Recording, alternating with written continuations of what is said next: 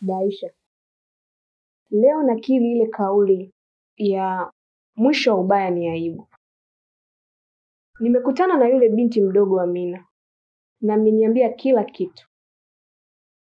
Na ameniambia yuko kwenye harakati za kumtafuta babake mzazi. Lakini pia hiyo kazi amempatia Mshua. Naomba nikuulize wewe. Umeshafikiria kumsaidia kumtafuta babake mzazi? Stella bwana. Wewe unataka ujue ili iweje? Sidhani kama kuna umuhimu wa wewe kujua maisha yule binti yakoje au namsaidia nini au nadili naye kwa kitu gani. Kwa vile unafahamu tu kwamba yule ni mwanamke wa Mshua, nadhani hiyo inatosha sana kwa wewe kufahamu. Ila kuhusiana na swala la baba yake kwamba mimi nina msaada gani au nina mchango gani kwake, wewe wala hilo halikuhusu. Naomba tu ungeongelea tu swala lingine lilokuleta tofauti na hilo. Sidhani kama hilo lina umuhimu sana wewe kulifahamu, kwa sababu yule binti hufahamiani naye ubabani wala umamani. Hebu weka mbali hilo swala, ongea mada yako muhimu ambayo imekuleta hapa. Unanisikitisha sana. Yaani nikikuangalia umri wako na mambo unayofanya ni vitu viwili tofauti. Aisha, wewe ni mtu mzima.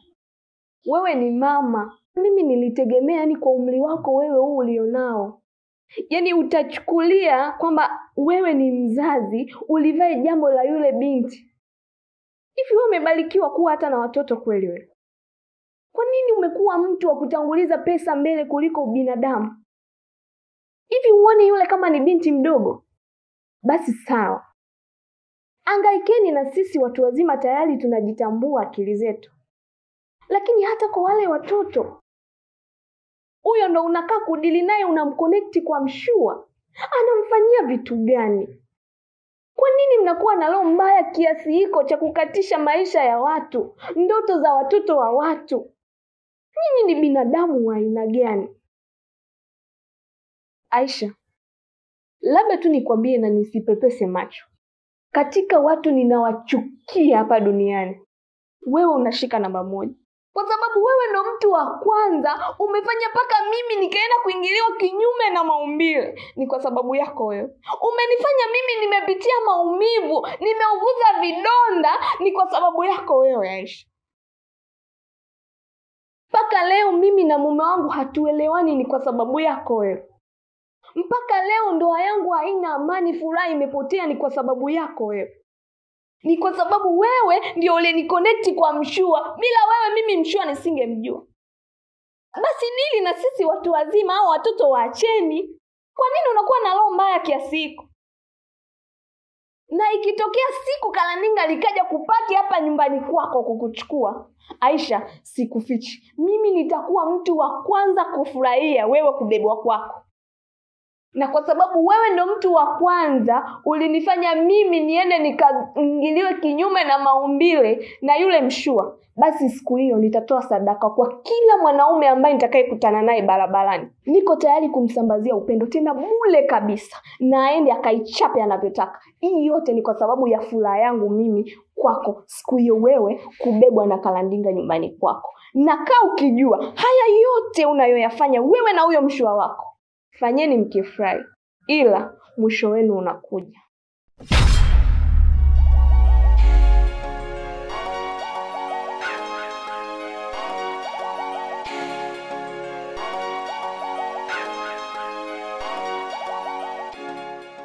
Mimi nilikuwa naomba sana ukae mbali na yule binti Amina.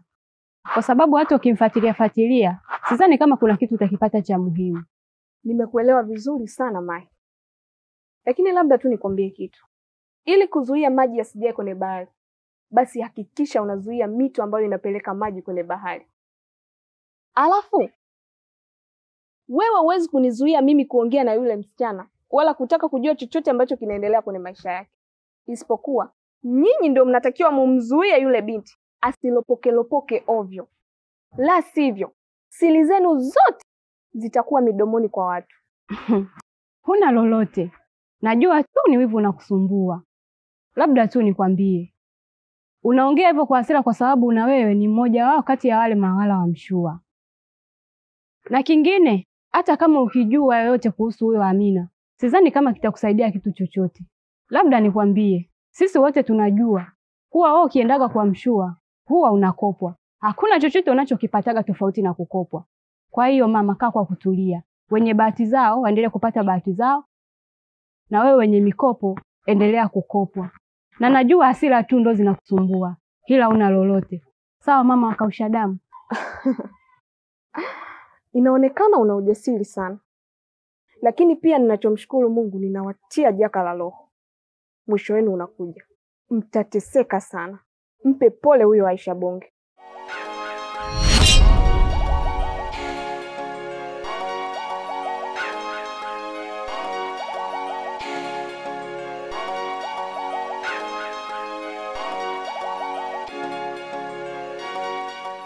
Kwanza karibu geto kwangu. Na nimekukaribisha hapa geto kwangu ili uone na uangalie maisha ninayoishi mimi. Kwamba sio mtu wa kuishiishi tu ovyo ovyo. Kama unavyoona, mimi mwenzio namiliki TV, namiliki sabufa, friji kama hilo hapo, jiko la gesi, mavyombo nini, sofa kama hili. Kwa hiyo nitashangaa sana kuja geto kwa mwanaume nakuta mtoto wa kiume huna TV, una sabufa, huna jiko, huna friji, huna wala kabati, hata sofa lenyewe huna. Unachomiliki ni godoro lenyewe lipo chini. Baba, mimi hayo maisha siyawezi. Yaani ndio maana nimekuleta hapa ili uone kama mimi labda tunakutana njiani unafikiri mimi ni mlala hoi. Mimi sio mlala hoi. Nina chumba changu, nina sebule yangu, unaliona sofa umekaa kwenye sofa hujakaa chini, jiko la gesi lile pale, friji lile pale, kila kitu kipo poa. Kwa hiyo natakiwa wewe kama mwanaume miliki vitu vinavyozidi mimi vya kwangu. Kwa hiyo babangu, kuhusu kunioa mimi naomba ujipange. Selin, nimekuelewa sana. Lakini kingine pia ni sema shukrani kwa wewe kuweza kunikaribisha mimi kufika hapa nyumbani kwako. Lakini jambo lingine nikupe hongera. Nyumbani kwako ni pazuri sana. Pazuri mno. Yaani panavutia. Unaweza ukamkaribisha mtu yoyote. Lakini kitu kingine pia nikizungumzia swala ulilomaliza kuliongea hapa. Labda tu nikwambie Selina. Wewe ni mtoto wa kike. Unajua mwanzoni kwa nini nimekusifia? Nimekusifia kwa sababu si watoto wa kike wote wana akili kama za kwako. Mara nyingi nyinyi wanawake sio mambo yote hasa ya kimaendeleo huwa mnaweza kuyamaliza nyinyi wenyewe. Lazima kuna mtu wa pembeni ambaye huwa anawasaidia. Naye ni mwanaume. Kwa hiyo kukusifia wewe kwamba una akili ni kwa sababu kuna wasichana wengine hawawezi kuyafanya haya.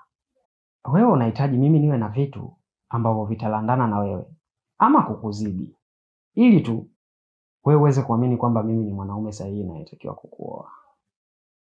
Lakini kumbuka mimi ni mwanaume. Wewe na mimi hatuwezi kufanana. Mimi nitajitahidi kwa nafasi yangu kwa sababu ninahitaji kukuoa wewe. Kwa hiyo nitapambana pale ambapo nahisi naweza. Ila sitoweza kujaribu kupambana ili nishindane na wewe. Nikisema nishindane na wewe, nitakuwa navunja utaratibu wa vile ambavyo wanaume tunakubaliana kwenye vikao vyetu. Hatutaki kushindana na wanawake. Kwa hiyo basi kitu ambacho mimi naweza nikakipambania kwa 100%, nikasema yes, ni mahali ya kukuoa wewe. No matter what, wazazi wako watahitaji kiasi gani. Hata kama watasema 3 milioni 4 ya mahali, itabidi niitafute mchana na usiku. Kwenye shida, kwenye raha, kwenye jua, kwenye mvua. Tuachane na hayo. Hivi kilichokufanya uende kwa Daisha uanze kumfokea kumkaribia kama mtoto mdogo ni nini? Yaani mimi nilijua utaenda pale kwa Daisha ujishushe, uombe msamaha, kumbe sivyo. Hivi wewe shaka una nini lakini?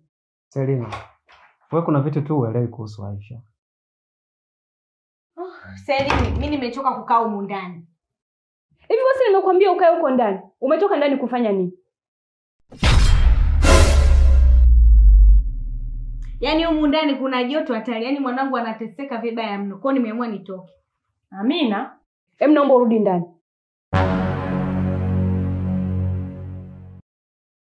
Rudi ndani bwana.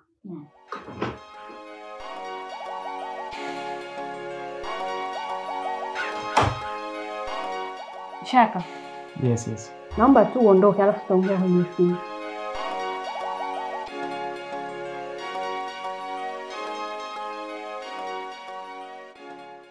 kaka, si uende, sema kwambia uende tuongea kwenye simu, kilichokalisha hapo sasa nini? Okay. Have a good day. You too.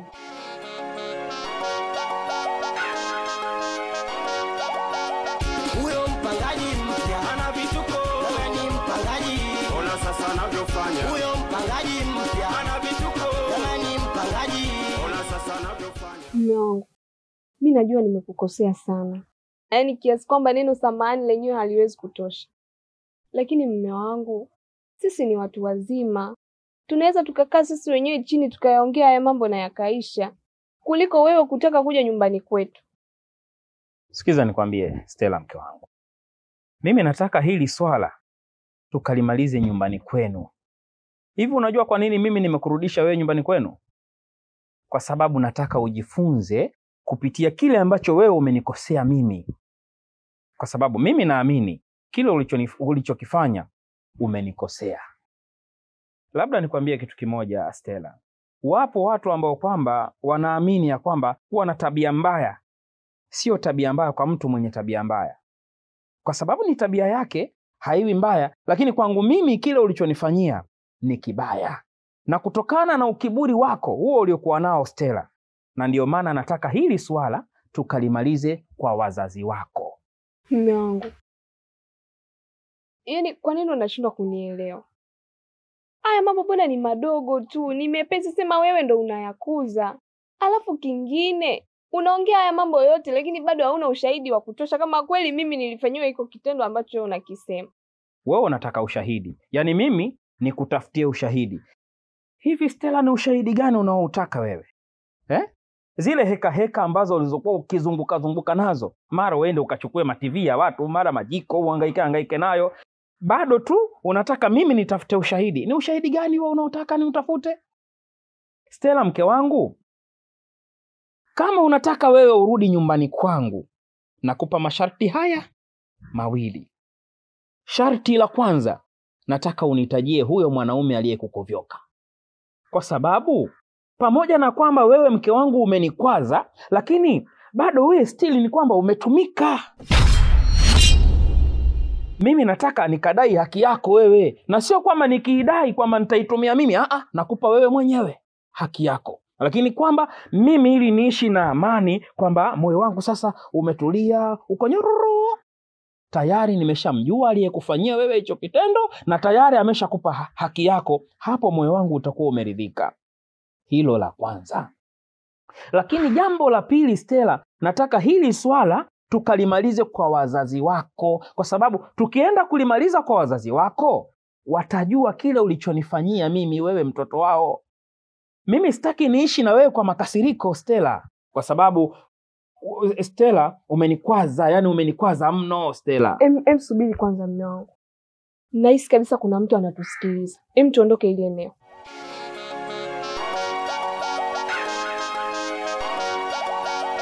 Huyo mpangaji mpya ana vituko, ni mpangaji. Ona sasa anavyofanya. Huyo mpangaji mpya. Nimepata taarifa zako kutoka kwa Daisha. Kaniambia kila kitu kwamba wewe unamsumbua yeye pamoja na Selini. Unadhurula mitaani na kutoa taarifa zako za huo ujauzito wako. Sasa unaenda kunipandikiza hasira wewe Amina. Mwisho wa siku nitakupiga bonge la ngumi, hiyo mimba iharibikie tumboni na tukose kila kitu.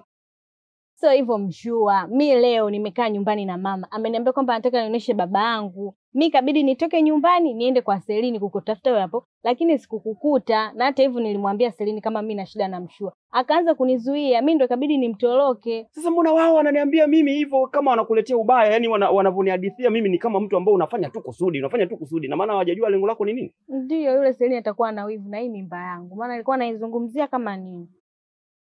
Hicho kitoto kama Mwenyezi Mungu atajalia ukakitoa, natakiwa nikiite Junior Mshua au Junior Kitimbu Ibra. No, Mshua, Junior Mshua. Hapo umeelewa? Hapo nimekuelewa. Kwa hiyo kumbe mama yako alivyokuambia kuwa anataka kuonyesha baba yako, ndo ukataka kuonana na mimi ili uweze kujua kwamba mimi nimempata ama sijampata huyo baba yako Ibrahim Ahmed Kitimbu ambaye ndo mimi. Nini? Nimekosea, sorry. Ndio. Sasa yule baba yako anaitwa Ibrahim Kitimbu.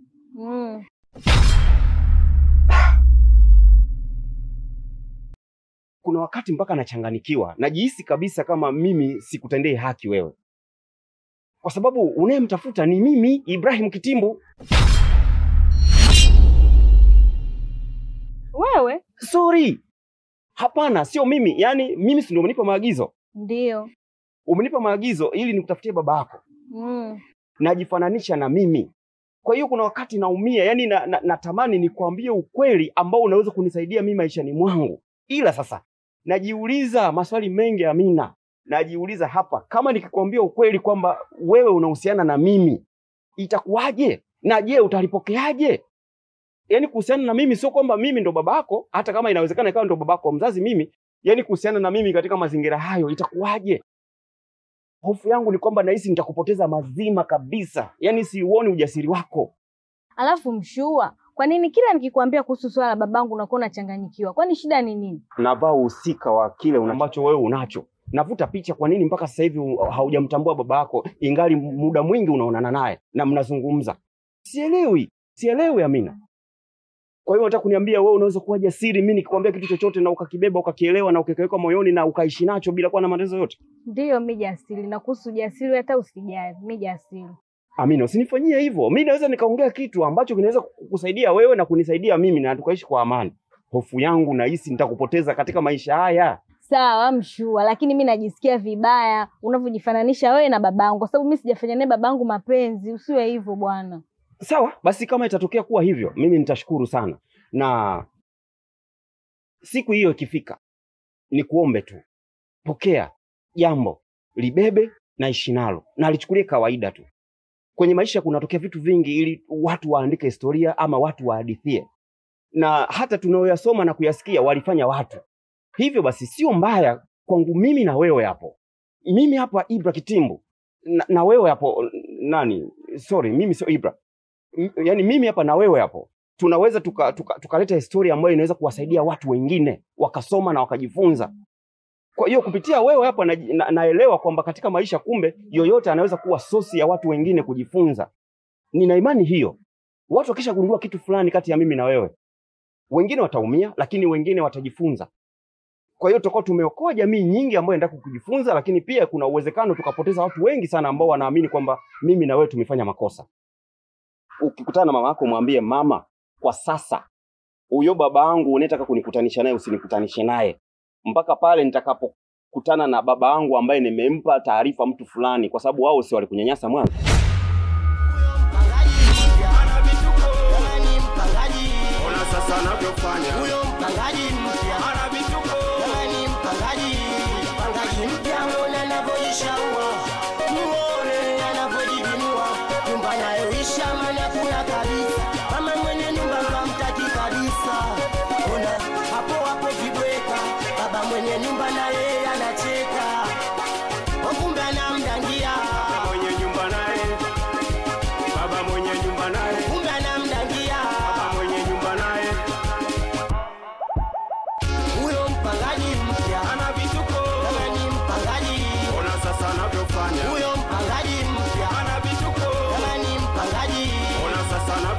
Huyo mpangaji